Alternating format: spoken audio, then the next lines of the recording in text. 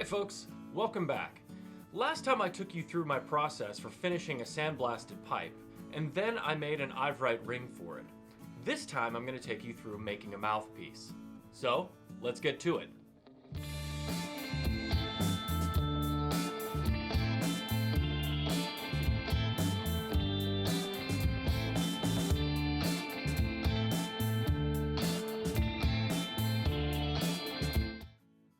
So in the last episode, I took you through all of the steps that I take to finish a sandblasted pipe.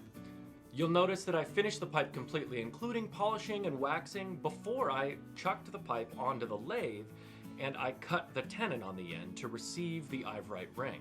What that does is it prevents you from creating any unnecessary rounding over or outward on the end of the shank. It lets you finish the shank as you might if you were just creating a flush-mounted mouthpiece. And then it creates a really nice transition into the eberite or other exotic material that you put on the end of your shank. And then I took you through my process of how to make a ring out of eberite. You'll notice when I made it, I first cut the mortise, and then I shaped and sanded the exterior, then I polished it, and then I put a very light coating of wax on it. The reason that I put a little bit of wax on the eberite ring is that it prevents the epoxy from sticking to the outside of the ring when I'm securing it to the shank end. It lets the epoxy release really easily so that it isn't stuck there or I have to pick at it forever. So today I'm going to take you through all the steps that I go through to make a mouthpiece. The first thing we're going to do is we're going to choose the appropriate diameter of ebonite, and I'll cut it to length. I'll chuck it in the lathe and I'll drill a 1/16 inch diameter hole in the end as a pilot for the slot that will be on the button side. Then I'll flip the piece of ebonite around in the lathe and I'll cut the tenon.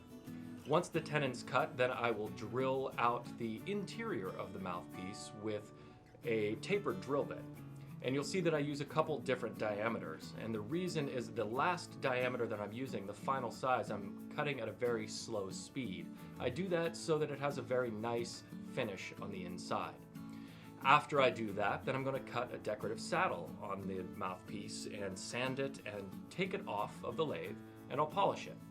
Afterwards, I'll cut the slot by hand, I'll grind the mouthpiece with the grinding wheel, and then I'll come back to the workbench and do all the rest of the work by hand. I'll file it, I'll sand it, and then I will go and polish it on the wheels before bending it and meeting it to the pipe. Let's get to it.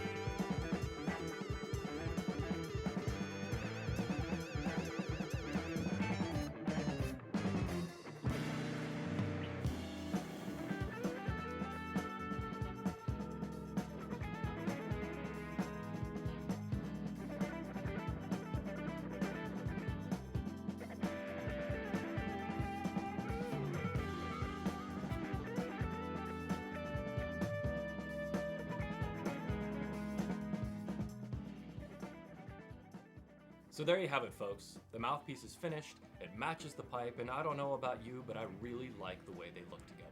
So hit me up in the comments below with any questions you have about the steps that I took or showed, or maybe things that I didn't show in the video.